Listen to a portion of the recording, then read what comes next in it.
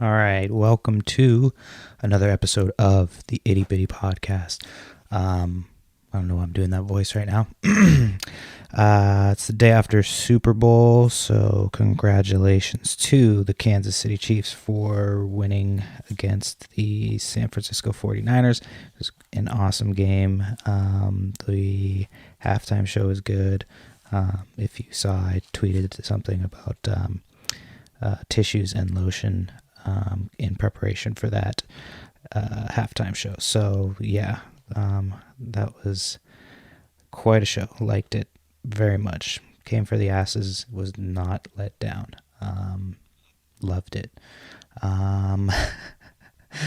So this week actually I should probably backtrack a second. If you've been enjoying the show, make sure you subscribe, rate, and review, all that good stuff. Please try to do everything through the website. I've said this before, but I have ads on the website, and so it helps me keep the show ad free, and that way I don't have to run ads, at the beginning, middle, and end.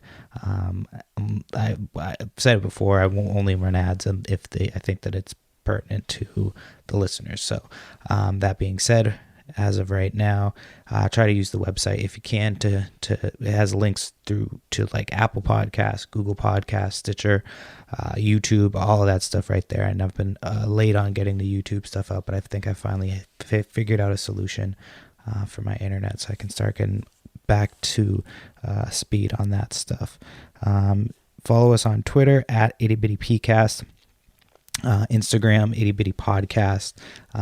Again, all that stuff you can get through the website, so try to go through there. So my guest this week, since we're getting after Super Bowl, everybody's probably all like if you're like me, I just binge ate all day. That was like my pregnant wife wanted me to make calzones, and so I made calzones and just ate like a fucking fat person. It was bad. And I definitely gained like 4 pounds from that. But my guest this week is somebody I've known for a little while, a few years now, actually. We worked together when I first moved out here. I haven't talked to him in a while, but I've been kind of going back and forth with him. He was one of the first people I reached out to when I started the podcast, and we've been trying to figure out a time to make it work. So I got him. We just did a remote podcast. We had some time since the holidays are done now, because in the restaurant business, it's a busy, busy time. So he took some time to talk to me. Chef Josh Delgado. He is one of the chefs at Le Coin Restaurant in Fremont. He explains it better than I do, but that's by Seattle, Washington. So yeah, I was excited to talk to him and learn a little bit more about his story as far as being in the restaurant industry and being a chef and all that stuff goes. So I thought it was a really good podcast. I'm excited for you guys to check it out. And it was interesting. We talked about how he got into food, what it's like to run a restaurant. So a lot of the background stuff. We even came up with like the next big food show, but you're gonna have to listen to the podcast to find out about that. But remember, this is not a podcast about chef life. It's the Itty Bitty Podcast. It's anything but, and it starts now. Welcome to the Itty Bitty Podcast.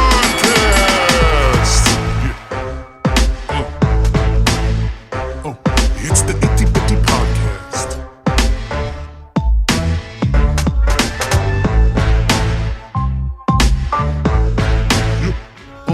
It's the Itty Bitty Podcast.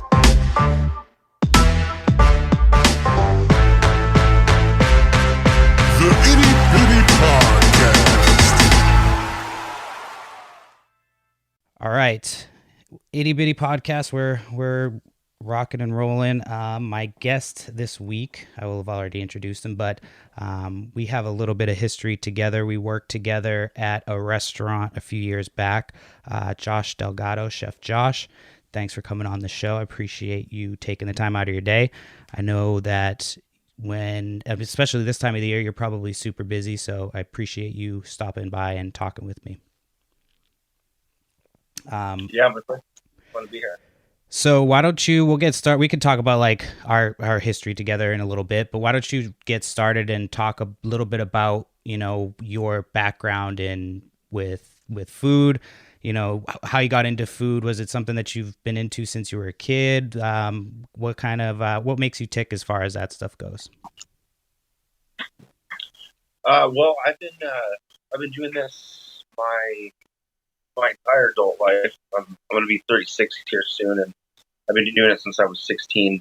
I got into it just honestly by coming home after school once all the sports seasons were done with nothing really to do, and honestly watching the Food Network. It was like when the Food Network was like exploding. So I was watching like an episode of Emerald, and I thought, man, like that would be a lot of fun to even have the opportunity to just like make some money. I was in like a high school state of mind, just wanted to make some extra cash to pay for all the extracurricular activities. And so I knew there was a restaurant that opened up near my house, and we kind of lived in like a new development in the sticks, and it was the only thing that was even remotely like worth walking to. So I called them up, and long story short, it'll be almost 20 years this year. 20 years in the restaurant industry. Mm-hmm. And so you said you started 20 years ago, and did you start immediately with working in the back of the house, or had you started, some like dishwasher, busser, anything like that, or did you start right away back of the house? Oh yeah, no, absolutely. Definitely started as a dishwasher. And was able to do a bunch of different positions at this particular spot. But yeah, I started out as a dishwasher, and then when I got into more of the college age, it was a little bit more difficult to go to school and cook. So I transitioned to the front of the house for about a year. Still always kept my foot in the kitchen. Would always cook, but primarily while I was in college, I worked in the front of the house, which proved to be a huge advantage as a chef in the back of the house. So, but out of the 20 years, cooked every single year. One of the years worked in the front as well, and then and there's worked several places, after that. But that's how it all started. So was cooking something that was big in your house growing up then, or was it something that was kind of just done out of necessity, or was it like, do you come from a family of chefs? I didn't even know that yes and no, to answer your question. So no, we didn't. I wouldn't say I grew up in a really like food wasn't necessarily like a terrible focal point. To be completely honest, my mom would probably hate me for saying this. Like she when she did the cooking, it was never my favorite. But I do remember like on certain birthdays and stuff like that, like my dad would make some pasta dishes that I really liked, and I was requested every year. And come to find out, after I even started in the industry, he actually had moved up to Seattle from Arizona, where we're all originally from, and went to like Seattle Central and got a culinary degree and cooked downtown, which I had no idea until after I started cooking. So it was just purely coincidence, to be completely honest. So I'm not really quite sure where it came from, but it wasn't a huge emphasis. I will say the extended part of my dad's family, food was a bigger deal there, but it was more like Mexican comfort food. So it was very different from what I do now. So as far as what are you doing right now? Right now, we really focus on just doing, it's going to sound real vague, but like American Northwest cuisine, so we work with what's good when it's good. We focus on the seasons. We try to work with what's around us as much as possible, which is a ton up here. And we have, a little bit of more of a French bend to it. But we'll draw inspiration from anywhere, really. So So modern American modern is a good way to American. do American, good way to say it. So for people who don't know, because we don't always, on the Itty Bitty Podcast, we cover different topics. We might do one topic for a couple weeks and then switch up and go to a different topic. So we're not always talking about restaurant and chef life and stuff like that. So for people that don't know, so how do you come up? I know you touched a little bit on it. You said seasons. So is that does that play a major role? I mean, obviously it plays a major role in creating a menu, but what other type of things do you have to focus on when coming up with a menu? Like you're obviously looking for freshness, what's in season, but what else are you kind of looking for when you're changing up a menu? And how often do you change up your menu? We try to do major changes. I would say 4 to 6 times a year, but we do new food pretty much weekly. But in terms of just like what we're looking to do, it's often honestly whatever we get excited about, because whatever we're excited about for whatever reason, it could be a podcast we listen to or a book that we're reading. We're all very much into. I have a ton of cookbooks, and at this point in time, I feel like I just collect them, more of a collector of them than anything. It's more of like a hobbyist thing, because I have, let's say I bought 6 or 7 cookbooks last year. I've really gotten into just a couple of them. So sometimes I'll circle back and open it up and just see what other people are doing. And while you don't want to certainly just completely rip anybody off, it'll spark ideas. And let's be honest, like not everything's been done, right? For the most part now, everything's really been done. So we just draw inspiration or something that we would find interesting.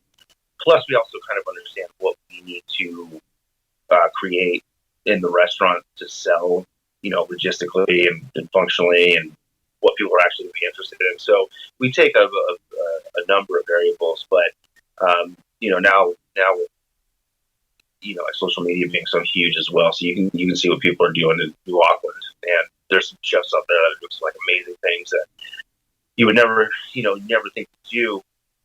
And so it could be, like I was saying, it could be opening up a book you hadn't done in a while. A lot of us do like little notepad journals and flipping back to some ideas that might have just popped in our head, 2 months ago. Or we might have somebody coming around saying, hey, I have this crazy new variety of cabbage, or just this traditional cabbage, but the quality is exceptional, and we'll kind of run from there. So if somebody brings cabbage to me, I immediately think, do something with pork. So that's kind of how it works. Now, you said you collect cookbooks, with everything kind of moving towards digital, and you said that you're more of a collector of the cookbooks now. You don't really use them as a resource. Is that what you were saying? I use it less often. I mean, fortunately or unfortunately, if we want to look at it, we're going to open up books as often as we open up our phones. Right. So that was basically what I was getting at. Have you moved more towards digital then? Are you finding that it's easier now with being connected to so many other people to get different ideas that you might not have gotten, let's say 10 years ago before the internet was as big as it is? Yeah. I mean, definitely there's definitely a benefit to diving into the books with digital. And I can't say that I've ever really downloaded any digital cookbooks or anything like that. A lot of them are like memoirs and things like that. But what I will say is like it's just like really just an initial spark when you're talking about digitally. So that happens more often than not. But when I really want to get into something, physical copies of the books are really the way to go, because there's definitely a difference in quality, in terms of how books are written. Like you can look and see like, oh, this is actual legitimate, research and development that they put down on paper that you can use. If you want to learn a technique, you follow their recipe, and then you learn just a new style of cooking. So to get more into actual depth of what your research, what I'm researching or interested at the time, then the book's definitely the way to go. But the digital age just really made it to where every day you're gonna have a spark of something, which might not even necessarily be good. You know, it might be a little bit of an overload sometimes, I think, and you can't really, you might have a page of 100 ideas, but you've never really dove into any of them. So that would be the downfall. But digitally, that's a lot of times that's where it comes from. Now, as far as working in a restaurant is concerned, and when you're a chef, you're like one of the top people, I guess. So how much are you involved in being a head chef somewhere, or being a chef that's involved heavily in like the creation of the menu and all that stuff? How involved are you in like the marketing and the social media? Like, do you have interactions with people online, and do you have are those mostly negative, or are they mostly, because I know I've worked restaurant for a long time. I've talked about this on the podcast before. I worked restaurant for like 10 plus years, I think, before I decided to get out of it. And I know that like people can be assholes, especially if they're hungry, if they're like I've seen people sit down and their demeanor will completely change. They'll treat you like absolute dog shit, and then the second they have 2 bites of their food, it flips and they're like your best friend. So do you, how many interactions are you having online, like with the community, and how have those experiences been as far as you're concerned? Well, with every place that I've been, it's been a little bit different. So, for instance, the spot that we worked at together, I was involved with the social media, but really just providing content and posting. I wouldn't really engage with too many folks, other than maybe saying, thanks for kind words, or glad you had a great time, or something that warranted a positive response. At our restaurant now, we're very small, so in terms of the marketing and menu writing, was that your question? You broke up there a little bit. Were you asking how involved I am in the menu writing? Well, no, I was asking how involved you are in like the marketing and stuff, and how involved you are in like the social media aspect. Because I'd have to imagine if you're coming up with the menu and you're doing all that, like, you're that involved, that like, would you want your spin on trying to get people into basically, because that's at the end of the day, I mean, you want people to come try your product. And so like marketing is an extension of that product. So is that something that you handle a lot yourself, or is that something that you, it was kind of a 2-part question, just kind of about how your interactions had been, if you are, working with other people in the community, talking to people online, just how those interactions had been, if you could share, enlighten people on that. Yeah. So yeah, I'm heavily involved, largely, mostly involved in the social media and the marketing side of it, from everything from doing our social posting to doing just culinary offsites where we spend our time and our money just engaging guests face to face. And so with us being, we're a smaller spot, we're a small independent spot. It's I'm the chef partner of where I'm at now, LeCoin in Fremont, Seattle. And my partner, who's the majority owner of it, Jordan, we kind of tag team it. He really works with like the emailing list side of things. He does a great job with that, which seems to be actually the most beneficial for us.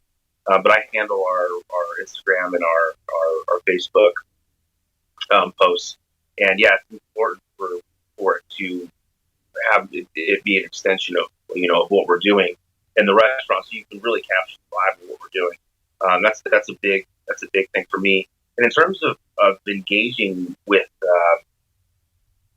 folks, I really don't have really too many negative experiences, because I won't, if it's a ridiculous statement or somebody's just being silly, like I don't give it the time of day. Right. So if anything, I try to keep it like solely on the positive aspect of it. And sometimes, certainly, there's issues where we have to address it, where a guest didn't have a great time, or they didn't particularly care for something, and we'll address that, more so in private. But I'm a big proponent of not being negative on in the open, at least. I don't. We get in an argument. To me, it's just like interacting with people face to face. Like if we were going to have an argument or a disagreement about something, probably more tasteful to do it in the privacy of wherever and not out in the open. We wouldn't get into an argument in front of a group of people typically. I mean, it certainly happens. Unless you're me. But what's that? I said unless you're me. I don't know if you're let's I don't recommend like taking after my example for anything, especially work related. I was always a pain in the ass. So, you said you mentioned a little bit earlier that when you were first getting into cooking, you would watch like Food Network, and that was the big thing that got you into it. Who was somebody that you aspired to be, as far as like, that you looked up to then, and then who was somebody that you like would aspire to or look up to, now? Well, in the early days, it's throwback, and it's probably an unpopular thing to say, but I loved watching Emerald Show. I thought he was hilarious. I was 15, 16, but I thought he was hilarious. I loved watching anything he did. I guess I will say, like, even from a young age, I always liked cooking shows. Always like the Frugal Gourmet, or Julia Child's Show, or Dr. Ben. All those I really. Yan Can Cook. I always enjoyed all of those. So when it became its own channel, I thought it was really cool. So I liked Emerald. Emerald was a big part, just because he was on when I got home from school. That's a lot of why I watched him. But who I absolutely loved at the very beginning, I was a really big fan of Jamie Oliver, who's since just turned into an absolute. Are you familiar with what I'm talking about? You said Jamie Oliver? No, the name Jamie sounds Oliver, familiar. His nickname is the Naked Chef, and he's been around forever. Oh, okay, I've heard that. Yeah. Yeah, he's just a in terms of chefs go, he's like an international superstar for what he's done. He's based out of England, and I always really, really enjoyed his show the most. Largely just his energy, and he just I like the style of food. Is still to this day kind of proved to be similar. Like I'm the type of person who likes maybe 4 to 6 ingredients on a plate. Real simple, but done real well. To put it simply. So he was somebody I really looked up to. Plus, he was young. Yeah. Emerald was a little bit of an older gentleman, even when I was young. And he was a real young. Jamie Oliver was a real young guy. And now there's, in terms of who I look up to now, there's so many. There's so many that are out there. The Renee Redzepi's from Noma of the world are just that's incredible. What he's done out there. There's to be completely honest, I'm a big fan of a lot of chefs for a lot of different reasons, whether it's regionally or even locally, or what people do internationally and nationally. Really big fan of Dan Barber. He's probably my number one, probably my favorite chef of all time. He's out of New York, Blue Hill Farms. I had the pleasure of meeting him a few years ago, and he self-describes his place as a restaurant with an overriding message. And it's very, very purpose-driven, Mark, is what he says. And what they're really trying to achieve there is bring back a lot of heirloom varietals raised in a very sustainable farming manner, where there's a lot of crop rotation. It's obviously everybody likes to throw around the buzzwords like organic and things of that matter, which is fantastic. But there's much more to it. There's much more nuance when you're saying organic. It's how they do it. They're very much into living basically in synergy with nature and Mother Earth, and how they do it is amazing, because they cook at an extremely high level. But it all is solely focused on what's coming out of the ground and how they treat where they raise their animals and where they grow their vegetables and fruits and alike is pretty it's pretty inspiring. It's all about doing it the right way. Yeah, and I feel like if you're a chef now, there's so many ways to get whether it's your message or, your content out. It's just, there's so many different ways. There's Instagram, there's Snapchat, YouTube, Netflix now is putting out different specials and stuff. So I think it's a great time if you're a food geek or somebody who likes to eat food, make food. There's just so many different ways to consume that content that I think it's a really cool time. Now, as far as right now, obviously you're going to say that this is the best experience that you've ever had working, because that's the current job that you have. Are you able to tell us any of like your worst chef experiences, whether it's like, one of the first experiences you ever had, or, whether it's a specific story or just like in a general experience? You don't have to blow up anybody's spot or like talk shit about anybody, but if you have any good stories, that would be helpful. Specific stories about just like what your worst experience would be. Like I want to know kind of what your worst experience as a chef is, whether that's like a whole like a restaurant you worked at, or if it's like a specific, like, I know everybody who's worked restaurant before can look to specific moments that was like I still have moments from restaurant that I think about that like were some of the shittiest like work experiences, but then you also have some that are great experience as well. But right now I want to ask about like what are some of the worst experiences you've had as far as a chef would be, if you can tell any. Like, you don't have to blow up anybody's spot, like you don't have to say any names of any restaurants, but yeah. Well, gosh, there's so many. I mean, as you know, it can get hectic on a daily basis. I think that in terms of the worst things that ever happened, I mean, specific services pop out, and unfortunately, they're not terribly exciting. Well, I guess I have a couple.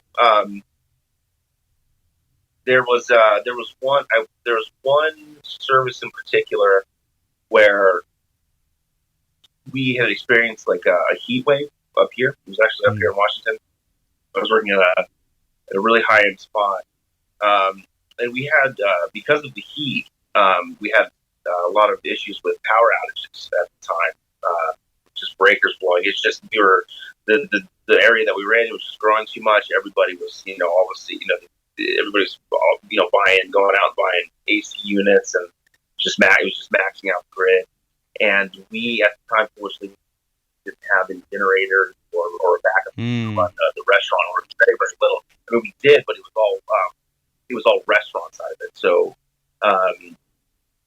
one of those times, what had happened is, coincidentally, the main oven that we worked with on the front line had gone down, which is already just enough of a pain in the ass to fuck up your night.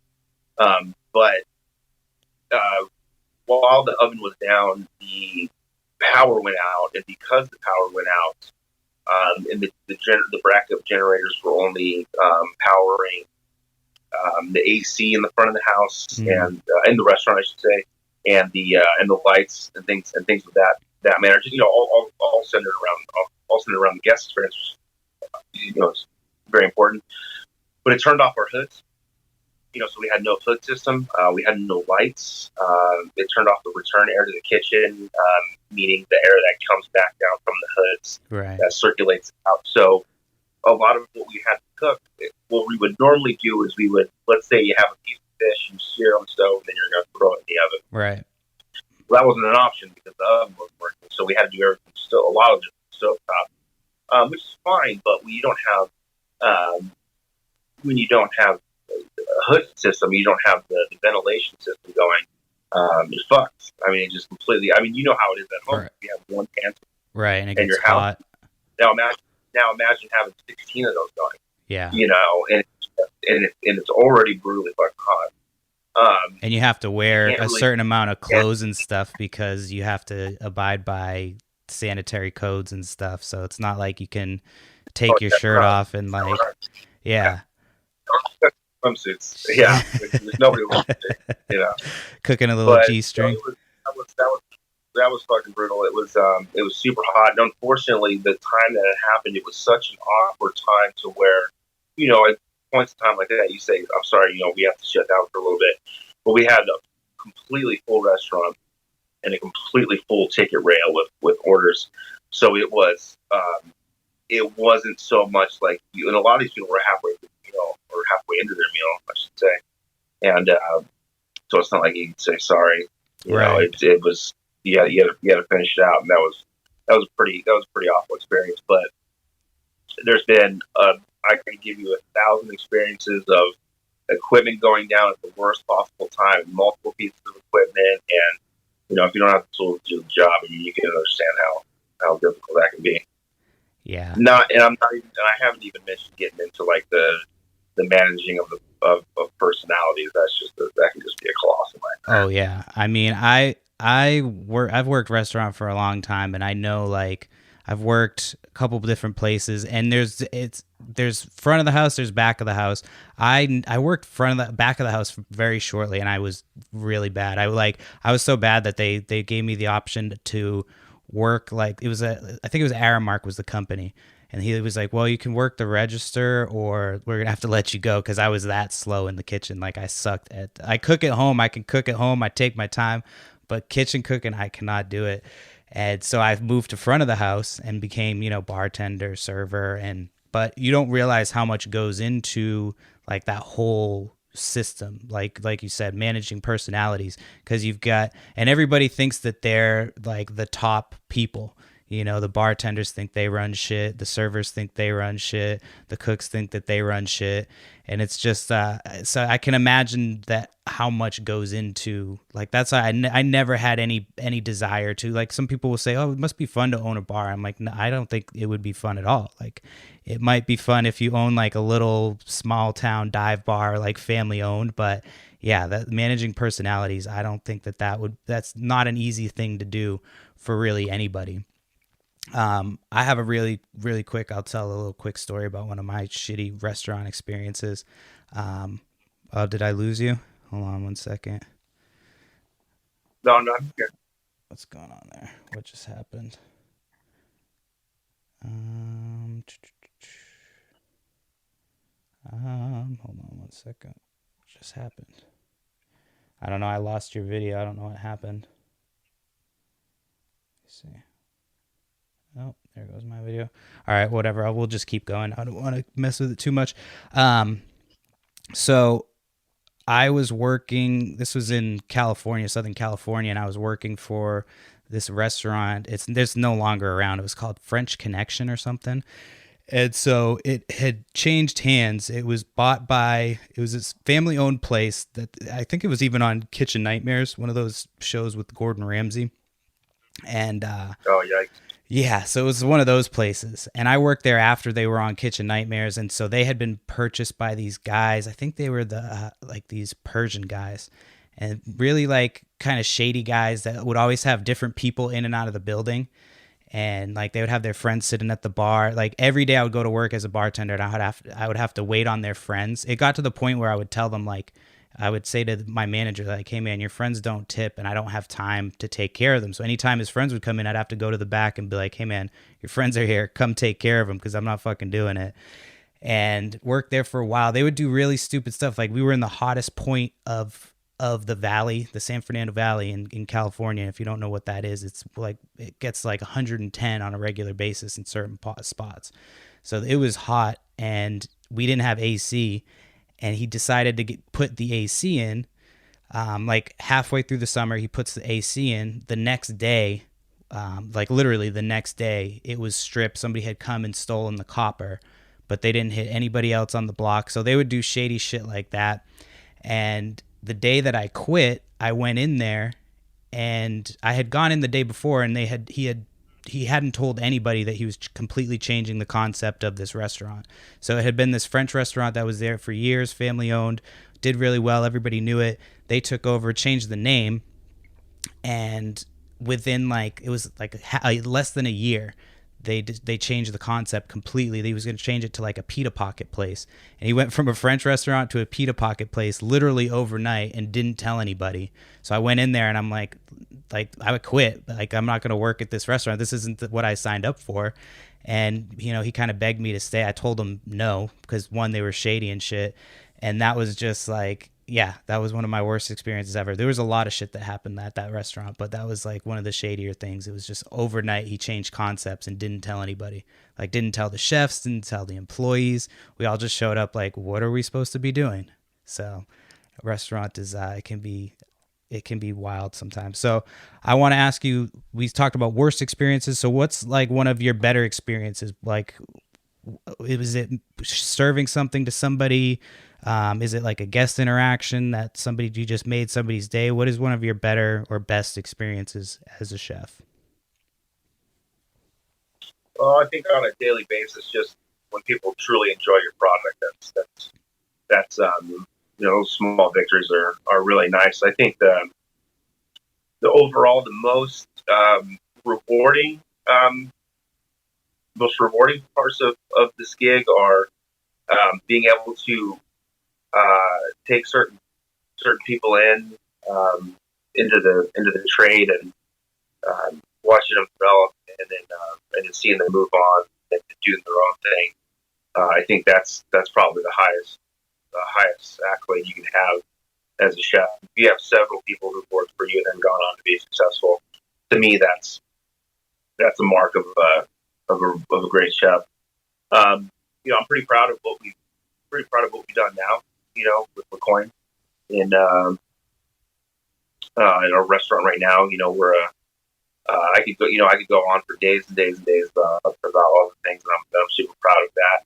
I was also really proud of the spot that you and I worked at out in Alderbrook. Mm-hmm. And after a couple of years of really grinding at that program, with the front, working with the team in the front and the team in the back, and where we were, the last year leading up to me and the last year that I was there, I was really, really proud of the program we put together. It was when we were firing on all cylinders. It was an extremely well-oiled machine, and standards were raised, and people were excited about their jobs. And it took so long because it was such a large operation. I think we have 18 people on the staff in my restaurant right now, but at Alderbrook it could be 120, people in the department. So that took a while to really let a new culture soak in once they came. So I was very proud of that. And so those are probably the highlights that I try to keep in my mind. There's so many challenges. How difficult it can be. So now you're going from small. You said you're in a small restaurant right now to what you're at now, or sorry, small restaurant now, going from the bigger, like, well-oiled machine that was Alderbrook. What are some of the challenges?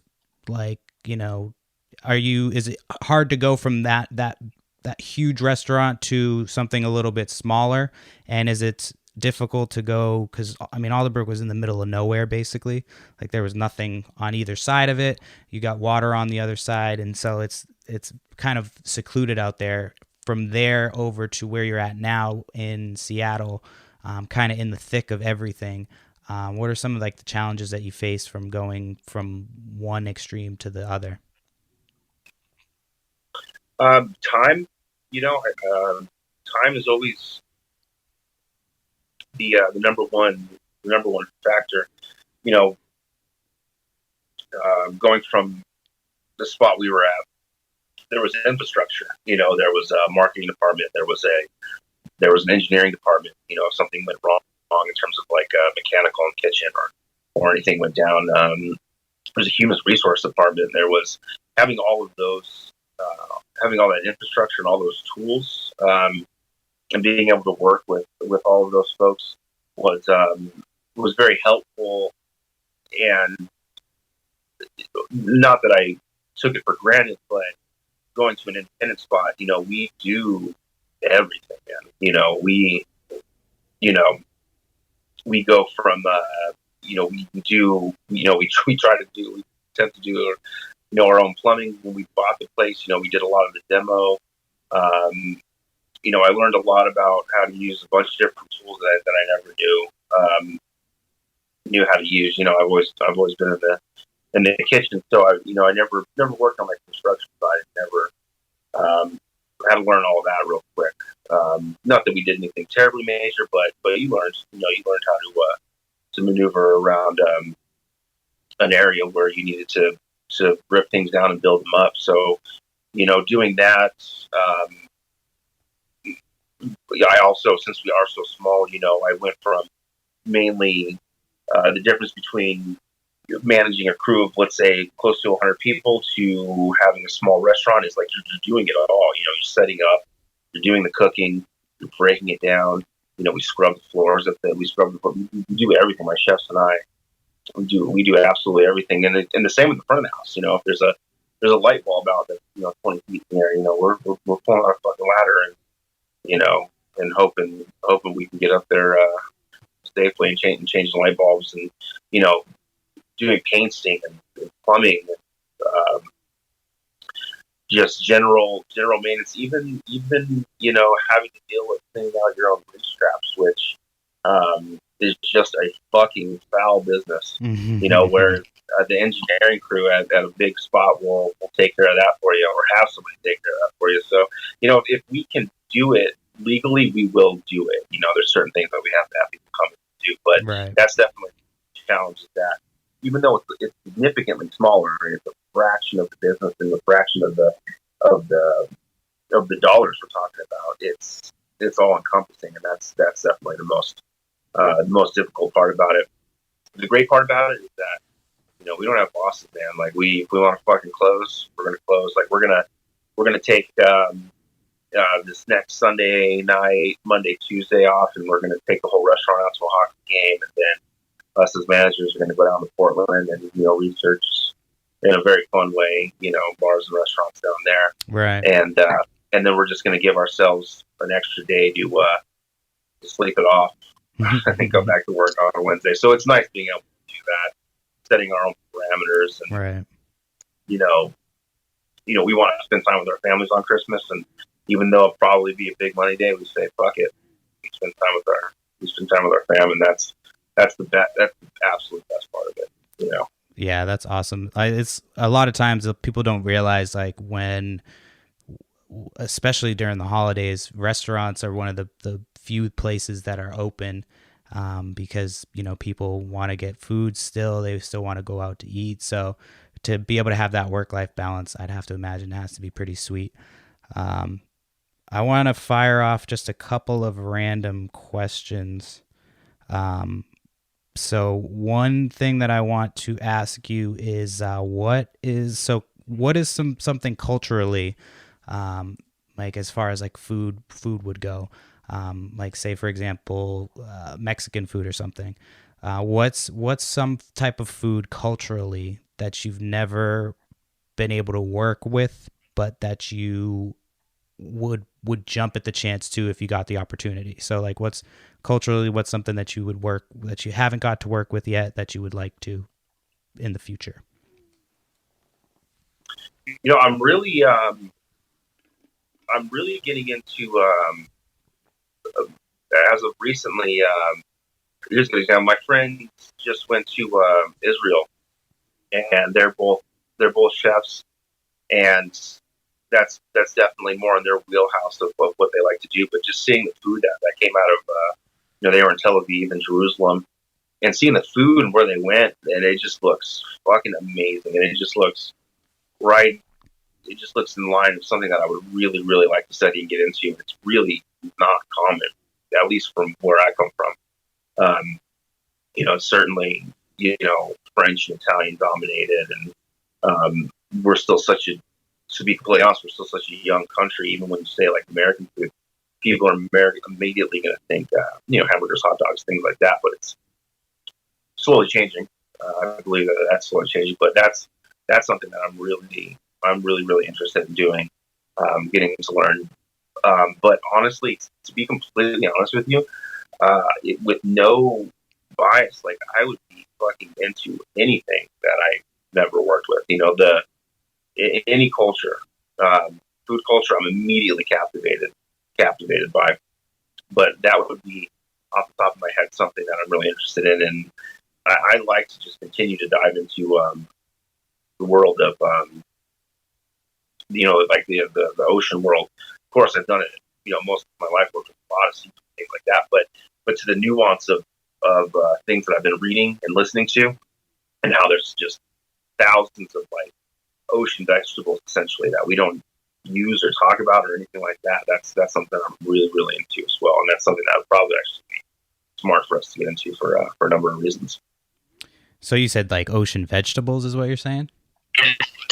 Yeah, it's an easy way to kind of sum it up. Yeah, there's a lot of regenerative ocean farming, and to put it, like real simple things like any seaweed, like any sort of seaweed, is a good example. But past that, there's a lot of things that I know that I don't even know about. And so that's something that I'm really interested in. They have, for instance, there's sea greens that grow on the shores that are called goose tongues. There's sea beans or sea asparagus.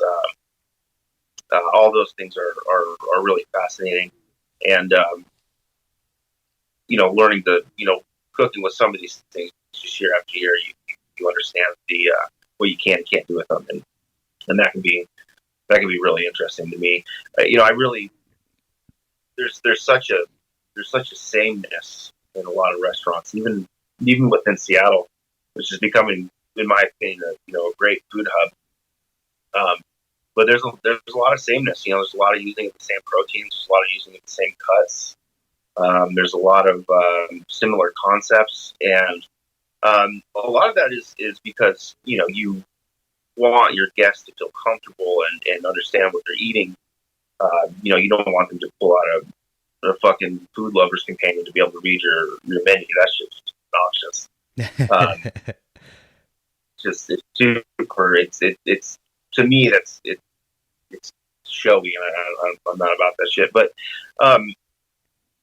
it's so moving towards things like that where it's still very comfortable, it's still very familiar, but it's something that is exciting. It'd be good to be able to kind of educate your guests just a little bit on what we're working with here, like a dish that would seem very comfortable to them to ordering, especially if they're even not the most adventurous eaters, and then being able to explain, hey, this is a green that grows all up and down the West Coast that you've probably seen a million times that you didn't even know you could eat. That's to me, that's awesome. No, one of the things that I remember about working with you was because at Alderbrook they would do a lot of like demonstrations, and they would do a lot of like hands-on. Like a lot of times you would be working in like the same bar that I would be working in, but you would be doing a demonstration on the other side. So I get to hear a lot of your interactions with people, and people fucking love that shit. When they can eat food and you can tell them a story about where that food came from or why that food is the way it is, and people love that shit. And you were really good at doing that. So I'd have to imagine that you probably, now that you get to do whatever you want, I'm sure you probably have stepped your game up even more. I wanted to go back to something you said a little bit earlier. You were saying that people think of American food as hamburgers and hot dogs, and it's evolved from that. So what would be considered American cuisine now, if we've kind of moved on from, not moved on, but like expanded on hot dogs and hamburgers? Like what would I consider American food now? Yeah, you said it's kind of shifted. So what would you say it's shifted towards? Well, it's shifting. I don't think that I don't think we're out of the woods yet, so to speak. But I mean, anything, bro. Like if you, um, I just watched this documentary of this gal who was talking about. I think she made like a heirloom tomato and like cucumber salad or something of that manner. And she was going, people, and she's from the South, and she was saying, people think that Southern food is all, fried chicken, catfish, and grits, which it is, it absolutely is. But if there's heirloom tomatoes and there's cucumbers that were grown right down the road, and we're putting it on the plate and making a dish, well, this is Southern food too, and okay. that's exactly it. Like the state of Washington is just it's incredibly rich with natural resources and some of the best growing soil in all the world. My restaurant's in Seattle, but I live in Snohomish, and it's really close to Skagit Valley, which is like some of the top soil in the absolute world.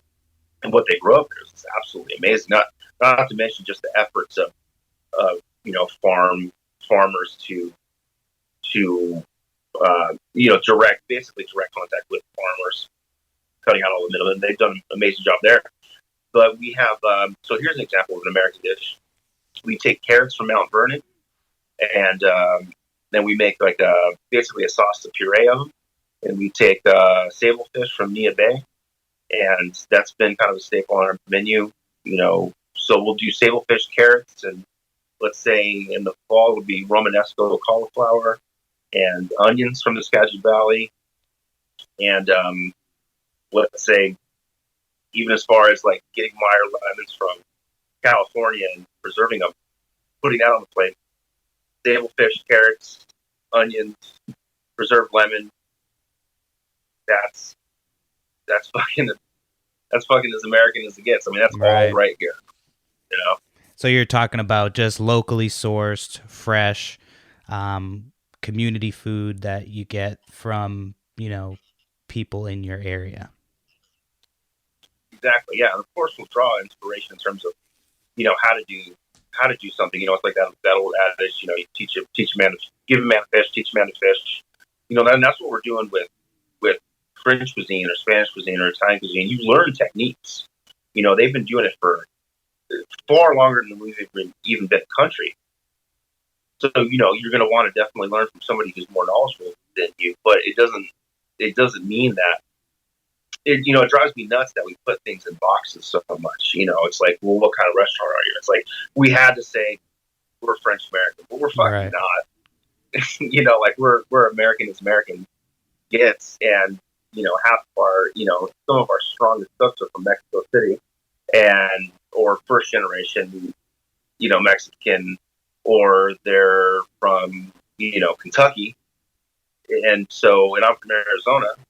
And we've all met in Washington. Well, that's America, and that's the beautiful thing, is that it's what we're doing at the restaurant is solely American, because we're doing everything that we're doing in America. I mean, we're not making fucking spaghetti and meatballs, which is actually super American, but that's the thing that I love about where we're at, is that there's so much. I mean, even when we were on the Hood Canal, there's a lady who grew an enormous amount of wasabi. Oh yeah, super random, right. But it flourished there, and nobody would ever think that putting Hood Canal grown wasabi on Hood Canal oysters, Pacific oysters that were originally from Japan, is as American, but it is. I mean, how could it? It couldn't be more American. Right. It's grown on the soil. It's grown, yeah. It's right there. So I think that's a really interesting take on it. I've never certainly thought about it that way. I want to start wrapping it up here shortly. And there's a couple things I wanted to just ask you, a couple of other like random things. If you were to do a show, like any type of chef show that's on there right now, like which show would you choose? Like which show would you choose to compete on, or like what would your concept be if you were to start your own show? Like I know there's a million cooking shows. There's they've been done 100 different ways. If you had an idea, what would your little spin on a cooking show be, or what show would you like? Or you can either answer that one, or you can answer which show you'd like to get on as like as a contestant and compete that you're a fan of. That's a tough one. I mean, back in the day, I really wanted to get on Top Chef. Like I went through the whole process of trying to get on that show, largely because of prize and the final prize, and what I saw it do for people's careers was fucking incredible. I mean, there's chefs that are still very, very much relevant and successful that have won a season 10 years ago, and so seeing actual tangible evidence of it being beneficial legitimately was probably the reason I wanted to do that. The more I do this, the more you learn about how it really is on the back end of, you're making TV at that point in time. I don't know, that I would care for that too much, but I like the competition side of it. Even though I'm probably, I'm somebody who encourages a lot more. I think that it's such a difficult industry as it is already, that I don't think that we should be hating on each other. To me, I think that we need to be helping each other up and supporting one another and being fans of one another. Rightfully so. You don't have to love everybody, but there's a little bit of an air of a lot of chefs are haters, and that's unfortunate. So, I'm kind of going off on a little bit of a tangent here, but no, that's fine. Anywho,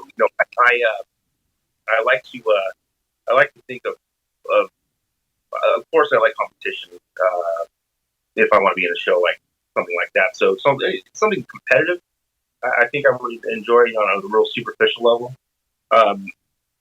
In terms of a show that I would want to do, I don't know that I've ever put any thought into it, but what I think I would be successful at is going to places that need help and helping them kind of, getting some low-hanging fruit and putting some concepts together and, helping people see their potential. That's something I think that I would be good at. But to be completely honest, what I want to do most would probably be do something where it highlights where the products come from. Who's raising these animals, how they're raising them. They're just as hardworking and passionate about what they do as most chefs are, but probably even more so than most chefs. The people that we get are like at the restaurant where all of our beef and all of our pork comes from is like 90% of it comes from like one farm in Moses Lake, Washington. Where we get our oysters, we get them from the people who raise them, and they bring them in twice a week and sit down at the bar and have a beer. And I've just gotten done, being up at 3 a.m. to get the low tide, and then driving into Seattle and dropping off their products that are exceptional. Or the gal who drives out from Eastern Washington and pulls up her box van in front of our restaurant and throws it open the door, and we run in and buy things, and that's how we write the seasonals for the weekend. Being able to go out and highlight what they do and just document what they do, and then maybe bring it back around, like putting it into a restaurant setting and seeing how it actually finally hits the plate. That would be fucking super.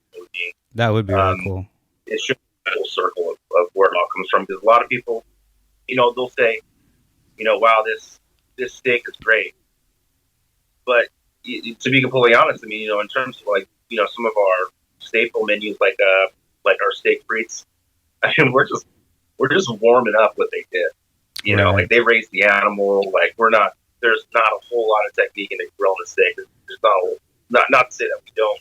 I'm not very proud of what we do, but that's just a really simple preparation. We're just warming up the product that they work so hard and they truly love for. I mean, they name their animal and put it on a plate. We get all the praise, which I'm not saying that we don't deserve, deserve time and worse from time to again, but nobody thinks about the farmers. Right. Nobody thinks about the ranchers, and I would like to see come full circle. I think I came up with a concept for a show that would work in the Pacific Northwest that would cover all the bases here. So this is my idea, and if you like it, you can take it and you can be the host of the show. It's a little hardcore though. Since it's Pacific Northwest, you take people and you send them into the woods and they have to kill their meat that they're going to use for this competition, but they only get like a spear or like a knife or some shit. So not everybody's going to make it. The first round is basically the woods will eliminate the first round of people, and then the second round would be like them then making whatever they caught and killed into some food. But yeah, like I said, it'd be pretty hardcore. They'd be all high on legal weed and shit because it's Washington. So just send them off into the woods all stoned and then just record it and see what happens. And then you have to come up with different dishes from that, whatever you kill. So whether it's like a bear or an elk or... yeah. Could you imagine? Be like, go get yourself a black bear. Oh yeah, nobody would. I don't think anybody would make it past the first round. They'd all just end up dead.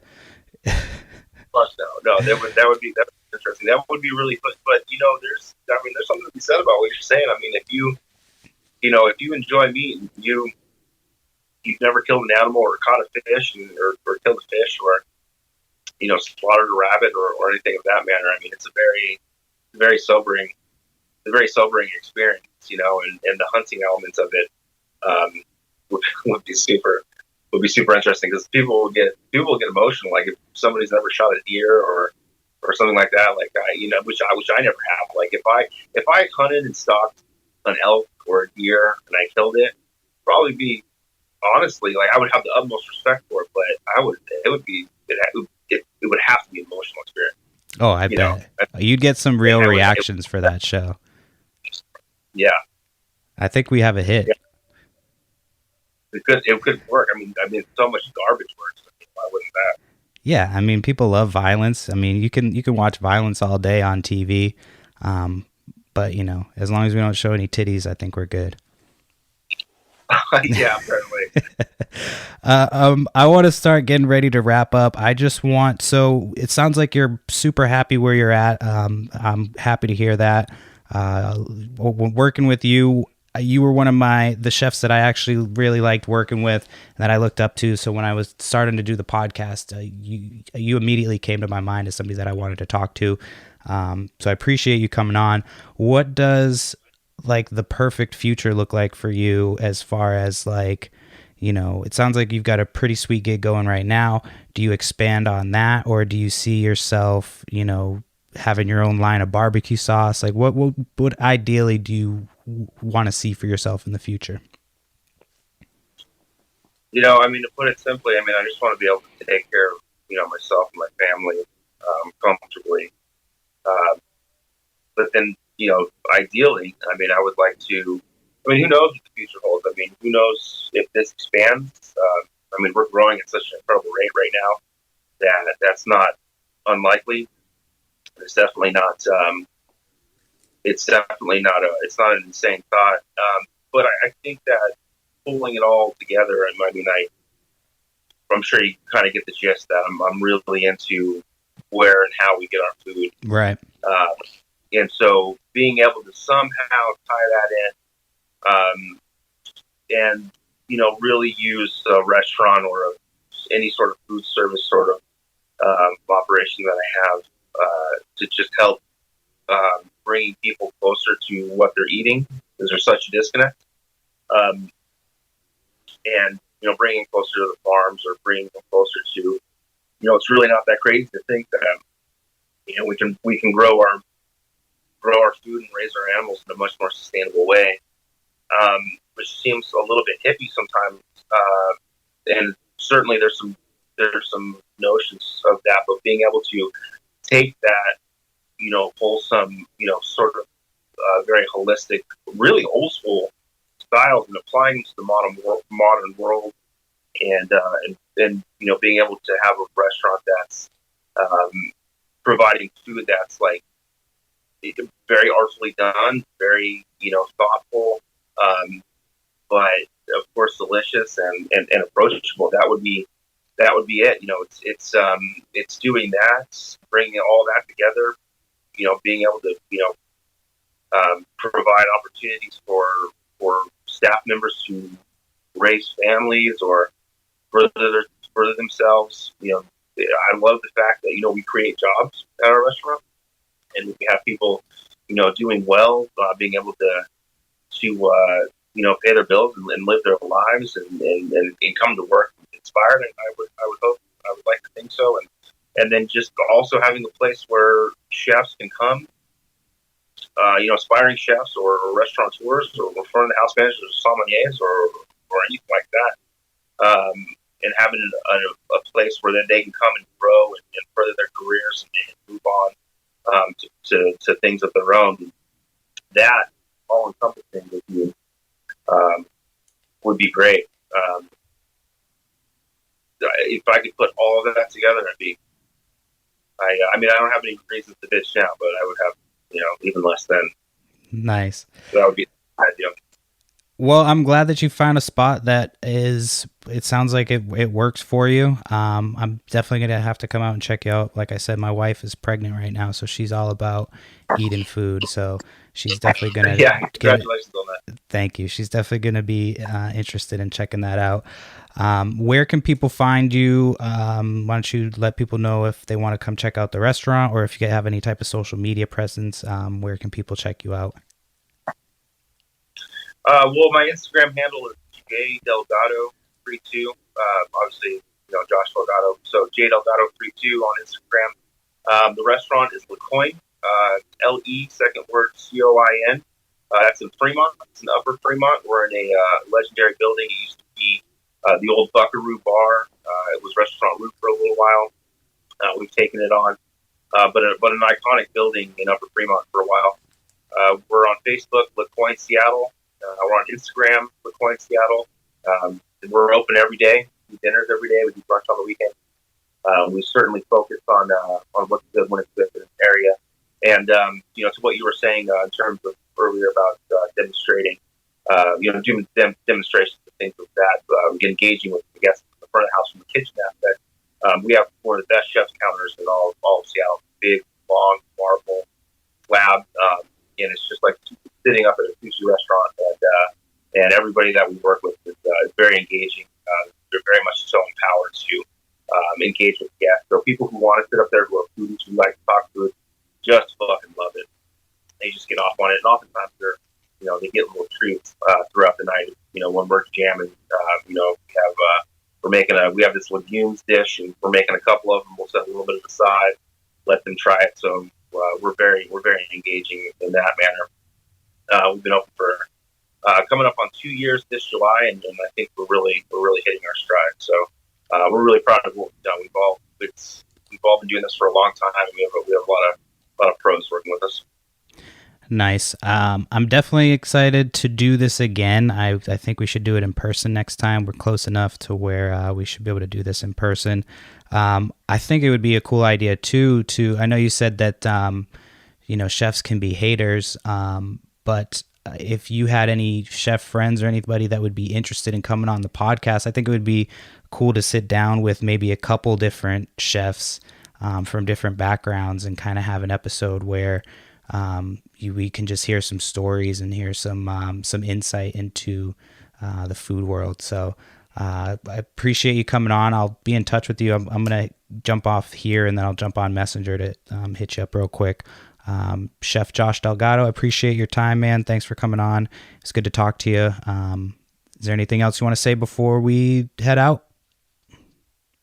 Oh man, thank you very much for having me. This was good to see you doing well, and I wish you nothing but success moving forward with this. I'm a big fan of podcasts myself, and I have the ones that I like to listen to regularly. So I was excited to do this. I like this longer conversation. I think it's I think it's great. I think in the world of 5 second expansions, 5 seconds. What am I trying to say? Attention spans. Right. I yeah. think It's quick. Really, yeah. Yeah, and So it goes by quick. I mean, I feel like this hour just went by real quick, and like I feel like we could probably go for like another hour. But I only have so much bandwidth, so I got to cut it short. Yeah, absolutely. I appreciate you coming on. We'll definitely have to do this again. Chef Josh, thanks again, and I'll talk to you soon, man. Thanks, brother. But thanks for tuning in to the Itty Bitty Podcast. Thanks again to my guest, Josh Delgado. Check out his restaurant, LaCoin, in Fremont if you're in the Seattle area. And then check him out on social media. He says it in the podcast. This is after. So thanks again for tuning in. If you like our show, don't forget subscribe, rate, review. Go through the website. Please go through the website if you can, ittybittypodcast.com. And make sure you follow us on Instagram, Itty Bitty Podcast, Twitter @IttyBittyPcast. And then next week on the show, we will be talking, we're going to do a couple different episodes talking about esports. So I'm very much fascinated by esports. I think that since we're moving into a digital type of age, that we're going to be talking more and more about esports. So I wanted to do a couple different episodes. So I might do every other. I might do a couple in a row.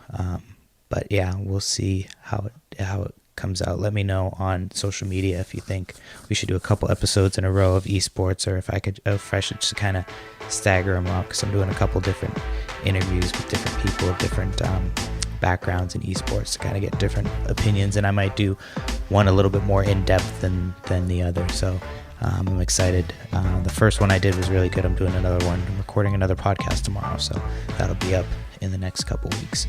So thanks everybody for tuning in. If you like the show,